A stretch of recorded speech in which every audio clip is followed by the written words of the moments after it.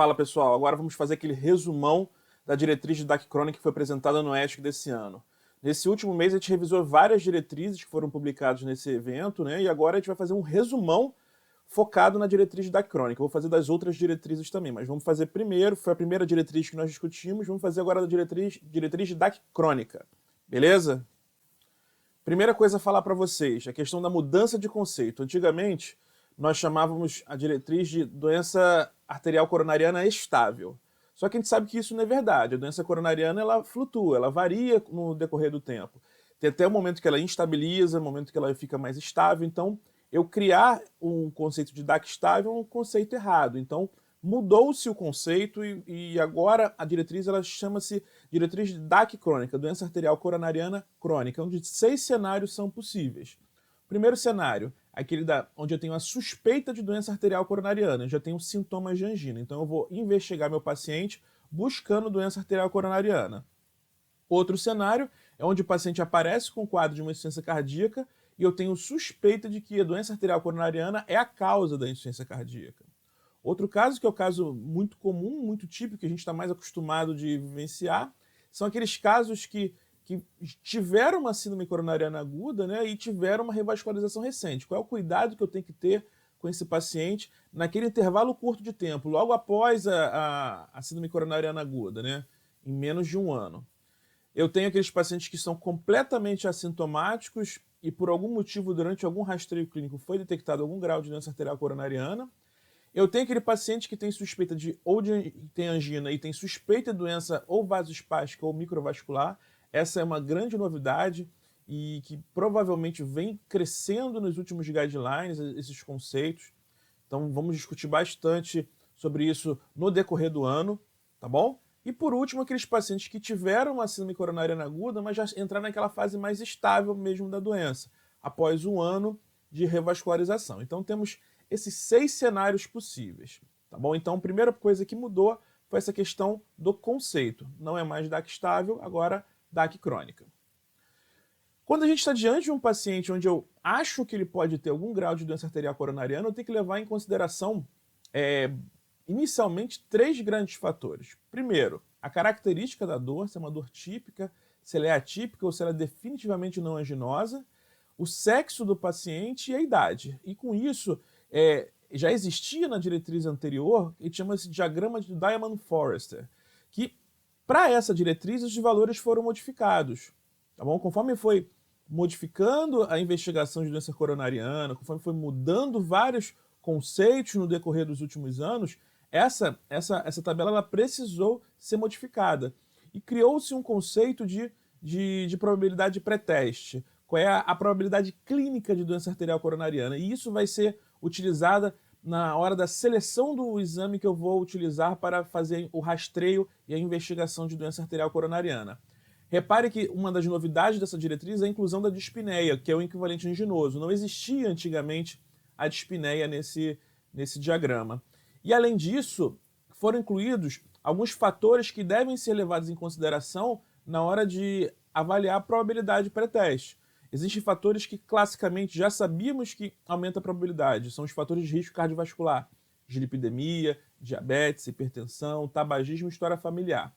Alterações no eletro, presença de onda Q, alterações de segmento ST, presença de disfunção ventricular, um teste ergométrico alterado ou a presença de um score de cálcio elevado. Por outro lado, diminui a probabilidade de pré-teste de doença arterial coronariana. A presença de um teste ergométrico normal ou um score de cálcio igual a 0. Tá bom? Então, a partir do momento que nós identificamos qual o tipo de dor, qual é a sintomatologia que o paciente apresenta, o gênero e a idade do paciente, aí partimos para uma terceira etapa, que é a seleção do exame que vai definir a presença de doença arterial coronariana crônica. E agora a gente entra nessa figurinha, né, que eu vou ter que utilizar a minha probabilidade de pré-teste. Quando eu estou diante de um paciente com baixa probabilidade de pré-teste, eu vou preferir um exame anatômico, porque provavelmente eu não vou encontrar doença. Então, o exame anatômico, angiotomografia de coronárias, quando eu tenho doença, quando eu tenho muito cálcio, o cálcio começa a atrapalhar a quantificação da doença, do estágio da doença, da evolução da doença. Então, nesse cenário que eu tenho doença já avançada, ele não é tão bom. Então ele vai me ajudar justamente em situações onde eu espero que não tenha lesões obstrutivas, onde eu tenho um score de cálcio mais baixo. E além disso, o exame ele é um exame bastante interessante que também ele ajuda a reestratificar o risco, como vocês viram anteriormente. Se eu tenho uma angiotomografia, se eu tiver só um score de cálcio zerado, é baixa a probabilidade. Até o risco cardiovascular desse paciente para longo prazo ele vai ser um risco cardiovascular mais baixo. Mas, por outro lado, digamos que o paciente pode não ter nenhum grau de doença coronariana, mas já tem um score de cálcio mais elevado, esse paciente é um paciente que eu tenho que... Ele aumenta a probabilidade de pré-teste a longo prazo. Então, é um exame que é muito interessante nesse cenário aqui. Já quando eu tenho uma situação de uma probabilidade de pré-teste mais alta, naquele paciente que com a sintomatologia mais típica, o exame é o exame funcional, que agora a ideia principal vai ser quantificar a isquemia. Eu preciso saber qual é o grau de isquemia, se tem isquemia, porque quando a gente entra no cenário de doença arterial crônica, existem alguns cenários específicos onde está indicada a revascularização, seja percutânea ou cirúrgica. Depende de vários fatores qual vai ser a decisão. Mas se eu tenho uma área isquêmica grande, isso indica que aquela sintomatologia que o paciente vem apresentando está relacionada à isquemia. Os principais exames, cintilografia, eco de estresse, o teste ergométrico perdeu muita força nessa diretriz, eu vou falar sobre isso mais à frente, e a ressonância com dipyridamol, que é um exame um pouco mais restrito, mas também é um bom exame para isso. Acaba ficando muito mais em cima da cintilografia e do eco de estresse. Então, do ponto de vista diagnóstico, a probabilidade de pré-teste entra nesse cenário. Uso de antitrombóticos. A última diretriz de DAC, que era chamada de DAC estável, é muito antiga, né, de 2013. Então, nesse cenário, já existiam os antitrombóticos, os novos anticoagulantes, mas o seu uso ainda não era um uso assim, tão difundido, estava no início ainda, e a recomendação via diretriz não era uma recomendação forte. Então, esse termo de uso de antitrombóticos entrou, essa mudança da diretriz veio justamente para atualizar o que saiu de artigo nos últimos anos nesse cenário. Então vamos lá, DAC crônica e paciente com ritmo sinusal. A adição de um segundo antitrombótico à aspirina pode ser considerada em paciente de alto risco isquêmico sem risco hemorrágico elevado. Isso vem de vários estudos que demonstraram em alguns pacientes com um risco trombótico muito elevado, aquele paciente que faz vários eventos, tem uma carga isquêmica elevada e às vezes não é passível de revascularização, a adição de um segundo antitrombótico. Quando eu falo segundo antitrombótico, não necessariamente estou falando de um anticoagulante. Eu posso fazer a adição de um segundo antiplaquetário, justamente para poupar esse paciente um risco antitrombótico elevado. Sempre lembrando que toda vez que eu adiciono algum medicamento que faz sangrar, naturalmente o risco hemorrágico aumenta. Se o paciente já tiver intrinsecamente um risco hemorrágico elevado, eu vou aumentar o risco de sangramento dele. Eu tenho que ficar muito de olho nisso. Não adianta também querer proteger por um lado e surgir um problema do outro lado.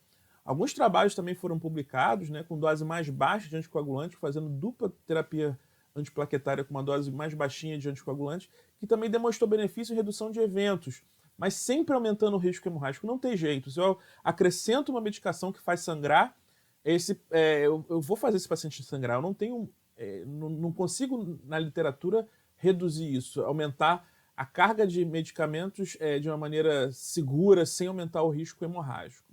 Então, é esse cenário que mudou. Quando eu falo em DAC crônica e fibrilação atrial, agora está muito bem documentado que eu vou ter a preferência pelos novos anticoagulantes. Então, agora está documentado, é classe 1, vamos usar os novos anticoagulantes em pacientes com DAC crônica. E o uso do novo anticoagulante vai seguir a diretriz da FDA que já saiu no ano passado. Então, a respeito disso, sem muitas grandes novidades, só contemplar os novos anticoagulantes nessa diretriz. Agora é um cenário que vem sendo muito comentado com os últimos artigos que saíram no cenário de fibrilação atrial e pós-angioplastia. Recentemente saiu o estudo Augustus, né, que comentou bastante sobre isso, gerou muita polêmica, muita discussão. Então, naquele paciente que fez angioplastia e tem fibrilação atrial ou qualquer outra indicação de coagulação, o que a gente vai fazer? Então, sempre vamos preferir agora o uso dos novos anticoagulantes. Na dose preconizada, uma coisa que que o próprio Renato Lopes fala muito, que muitos erros de alguns estudos anteriores é que eles usam a dose do novo anticoagulante na dose errada. Às vezes o paciente tem indicação de fazer uma dose mais elevada, mas por medo de agregar risco hemorrágico, você usa uma dose mais baixa. Então você expõe o seu paciente ao risco trombótico. Vamos usar os novos anticoagulantes na dose preconizada.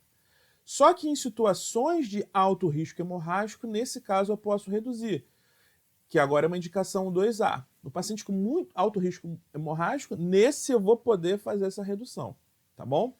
E nos pacientes com baixo risco de trombose de stent e elevado risco hemorrágico, aquele paciente que eu estou morrendo de medo, que eu imagino que aquele paciente pode evoluir com sangramento, eu posso avaliar a suspensão precoce do AS.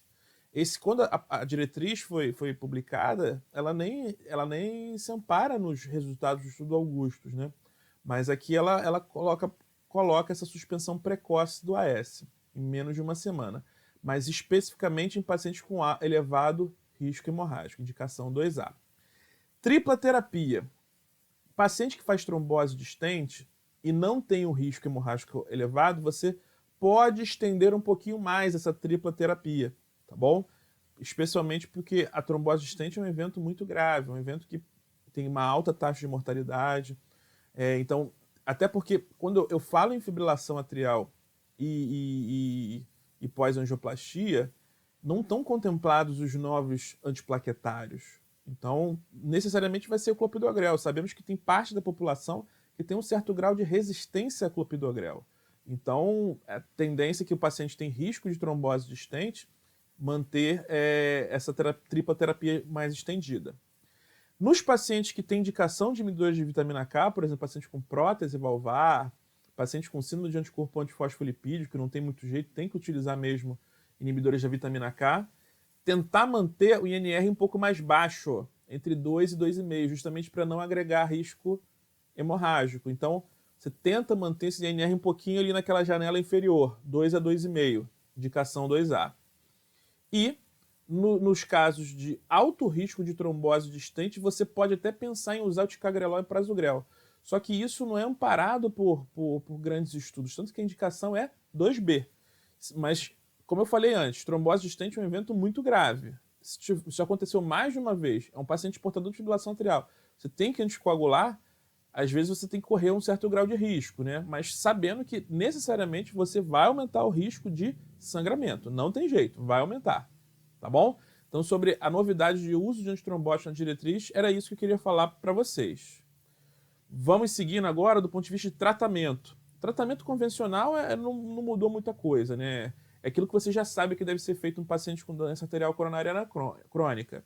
Mas de novidade, surgimento da recomendação de inibidores de bomba de prótons, é classe 1, no paciente que usa mesmo monoterapia, usa dupla antiagregação ou usa anticoagulante e tem alto risco de sangramento gastrointestinal. Se o paciente está fazendo anticoagulante, existem alguns trabalhos que já demonstraram isso. Você utilizar um inibidor de bomba de prótons, você protege muito. Grande parte desses sangramentos são sangramentos gastrointestinais. Se você olhar todos os grandes estudos com os novos anticoagulantes, você pode ver que grande parte dos sangramentos são do trato gastrointestinal, não tem jeito. Então, inibidor de bomba de prótons vai ajudar você a proteger o seu paciente. E polipemiante, né? Nos últimos anos tivemos uma surra de trabalhos, né? Falando especialmente sobre os inibidores da PCSK9, né? Nos pacientes de alto risco, pacientes de alto risco cardiovascular. Então, temos que focar no controle do LDL. E inicialmente sempre vamos utilizar as estatinas, não tem jeito. Estatina sempre vai ser o carro-chefe do tratamento de hipercolesterolemia, de dislipidemias. Então vamos tentar chegar à estatina até a dose máxima tolerada. Chegamos à dose máxima de estatina, o primeiro passo, se eu não conseguir atingir o controle, acrescentar o ezetimibe. Então agora é classe 1 acrescentar o ezetimibe. E só em último caso, se ainda assim eu não conseguir atingir o meu alvo, o paciente for de muito alto risco, poderia acrescentar os inibidores da PCSK9. Hoje em dia, né, os estudos, grande parte dos estudos que avaliaram esse grupo de pacientes não mostrou dado assim tão robusto, né? Mostrou dado mais a respeito de redução de infarto, né, a longo prazo. Não teve redução de mortalidade nesses estudos. uma medicação que ainda é muito cara, né? Então a gente tem que esperar um pouquinho mais antes de, apesar de ter ganho indicação classe 1, né? Ainda não é uma droga disponível no mercado para a gente sair fazendo a torta direito, tá bom? Então, foco mesmo nas estatinas e no ezetimibe, beleza? IECAS. Os IECAS, eles podem ser considerados agora em paciente de risco muito alto.